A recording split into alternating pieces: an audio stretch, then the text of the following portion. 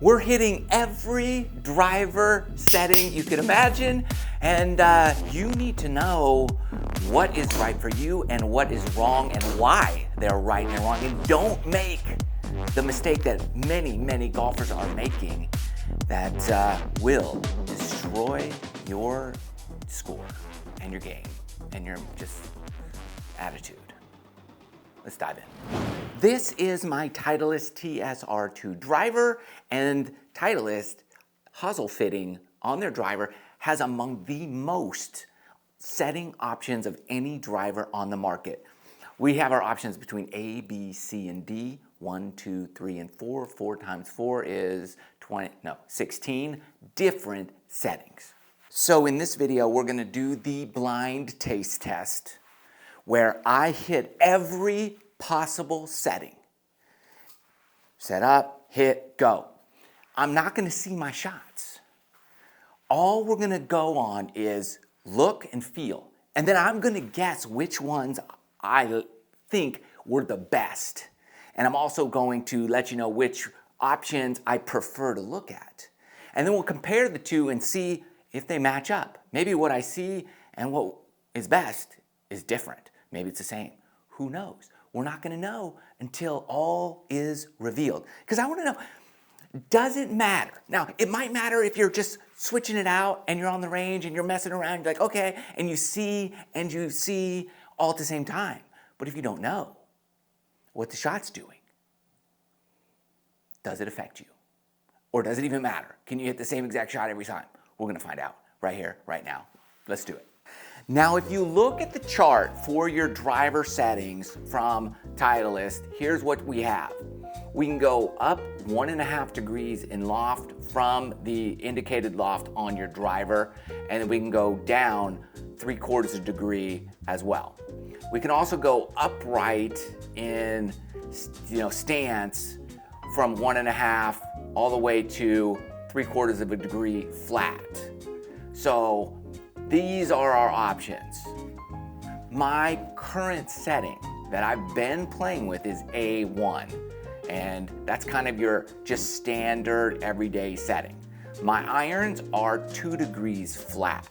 And so you would think that I would want a flat degree angle, which would be here in this column. And I prefer an open face. So you would think I would prefer maybe C1 or B1, but I have it in A1. Now, if you really want to get in the weeds with this, which I don't, and I don't think you want to either, this is all we want to deal with here. You can get a driver that has a slidable, adjustable weight in the back, and then your options get multiplied by another who knows how many other options. But we don't want that. Just standard TSR2, rock and roll. This is the Ventus Red 6S shaft. 6 meaning 60 gram shaft-ish. Golf Pride grip. It's time. Don't delay any further. Here's how we'll do it. We'll go A, 1, 2, 3, 4, and then we'll go B, 1, 2, 3, 4, C, D. You got the idea. Here we go. This is the A1 setting, and this is everything I like to look at. The face looks good, everything feels good. This is my standard everyday go-to deal. All we need are 5 shots from every club, just to get a good idea of everything. On A1, I love the look of it from the top, looking where I am, and I just don't think I hit very good shots. This is my standard go-to. I didn't feel like they were good. All right, A2 setting. All right, to me it looks slightly more shot than the previous one. I don't hate the look though. You'll be surprised how a different look can change a lot in your swing. Because if you're too shut or too open, you take it back a little slightly different. And it affects a lot of things. So you just never know what's right for you. What you like might not be what you need. I like this look. This might be my new favorite look right now. And when things go back differently, you get in a position where you could create more power. or less power or more over the top or whatever, good things can happen or bad things can happen, which can equal longer distances, faster club head speed. A3 mode, it's different. I feel like the toe is way up in the air on this one, but we'll see what the shots produce. I think I like the last look a little better. If you're wondering why my swing speed's slower these days, so a little bit of swing changes. So when you do that, it takes a minute to get back in sync and build it back up. I know, but I'm hitting more fairways and scoring better. So that's good. Also, make sure you subscribe to the channel if you haven't done so already. Thanks for the support. And if you're looking for cool belts, got this new one. I've been wearing these since I started the channel. Next belt, link below. One size fits most. Yeah. Not everybody can fit, but most. And you just cut it and put the buckle on. Super easy. These things are fantastic. And make sure you check out the full selection. They got everything. This one's awesome. I got a whole bunch recently. Link below. Moving on. All right, A4. Yeah, I feel like it's upright. I don't even know. I forgot what the chart said. I don't have it memorized. So this so far is my least favorite looking setting. The reason you don't want to hit more or too many shots is because if you're a good player, you can get used to any setting. You can make it work for you. And we don't want that. We just want to know what works the best. So that's why we're sticking with 5 shots. We've graduated to the second letter of the alphabet. B. Ooh, this looks good. I don't hate B1 look, to be honest. That looks really good to me. And something weird is happening, or it's happened right in this setting. I feel like weight was added to the head of the club. That's weird. Maybe that'll help me not miss left. I like the look of this. Just the weight feels weird. B2 here. It looks good. Looks a little upright again. B2 is my least favorite. I don't like how it feels. A2 was my most favorite, so I gotta keep some notes. B3. This looks shut. I don't hate the look. Pretty upright, but whatever. Here we go, B3. This might be my new least favorite. My hand is like coming off on the backswing for some reason. I could feel it wanting to readjust itself. Yeah, and that's why you only do 5, because I felt myself adjusting because of that. And you don't want that. So now you want to move on. You've got to make sure if you want to do something like this, you have a pretty neutral grip. Some grips have that ridge running through it to kind of help you grip better. If you're going to mess around and try this at home, I recommend putting on just kind of a neutral grip that can go any direction. Because you know you all want to do this. I know you do. All right, B4 looks like that A2, little shot. I feel like I can get my hands low, but it does look like the toes in the air. I don't hate it. And I have a 9-degree lofted driver. So we can go down to 8.25, because it'd be 3/4, or we can go up 1.5 degrees. So 10.5. It felt so good. I went after a little bit extra there. B4 has taken first place in my book. Oh, one question you might be asking me is like, oh, how much is Next Bell paying? They're not paying me anything. Next Bell has never paid me anything. They just make cool belts, and I love them. So I get them. So I share it with you guys. C1, it looks like less loft. I don't hate it. I like the look. I felt like it's a little hotter off that club face. I'm only gonna keep like my best few and worst few. This is kind of right in the middle of the road for me though. So I'm gonna make a note of that. C2 here. Ooh, looks upright to me and lofted. If it's too upright, what does that do for you? That means the toe would be in the air, and it essentially, when you do that, it points it left, and it just goes left. I like this. It just didn't look right for me. I felt like I hit it good, but I don't think I hit it good. C3 looks even more toe up to me. So it could be loft and the same toe, so it just could be more loft. This one's actually feel like I'm hitting it great, but I felt like C3, they all started perfect on my line.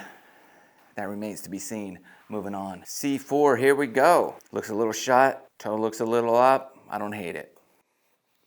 That was good. Another kind of middle of the road one. C4, don't hate it, don't love it. D1. All right, this looks less lofted to me from here, and I like this look actually. It's pretty good. I like D1.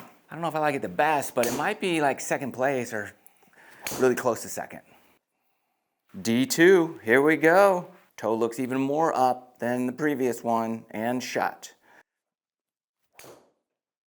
Oh, and the hand's doing the thing again. My right hand wants to readjust up here. What's it do?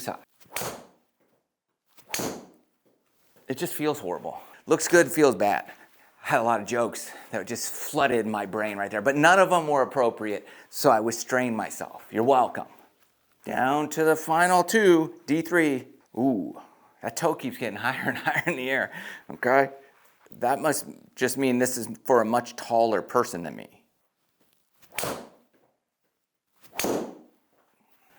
D3 is among the worst for me. Down at the bottom. D2, D3, and then the worst one. We got one more to go. How exciting. Results are coming soon. Here we go, D4. I like the look. You know, to be honest, there's a lot of them you can't even tell. Like, I don't know. There's some that are so different, you're like, ooh. And then some are just great, and then you're like, I don't know, like these 8 settings, I can't even tell the difference. They're all very similar. This is one of those. All your questions, probably not all of them, a lot of them will be answered.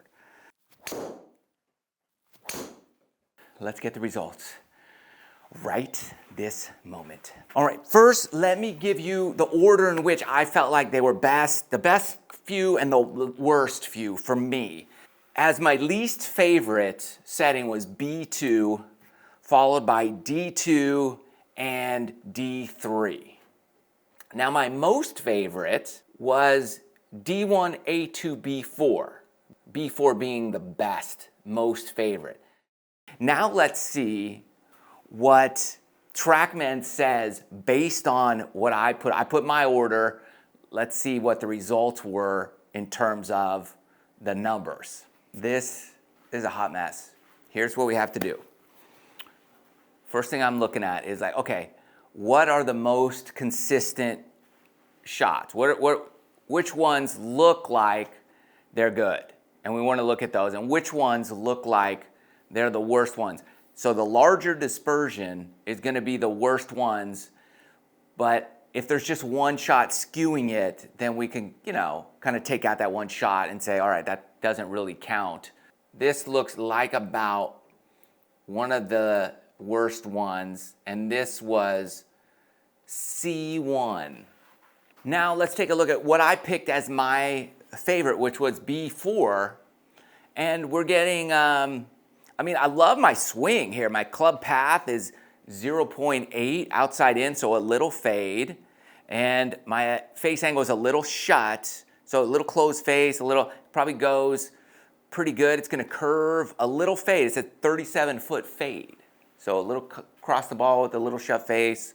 It starts left and goes right. Actually like what we're getting here, 2764 spin, 89 feet high. So we're carrying with this 99-mile-an-hour club head speed, don't laugh, and 149, 150 ball speed. We're getting pretty good numbers. A little spinny, but not bad. This is something I like, and look at this. This is cool.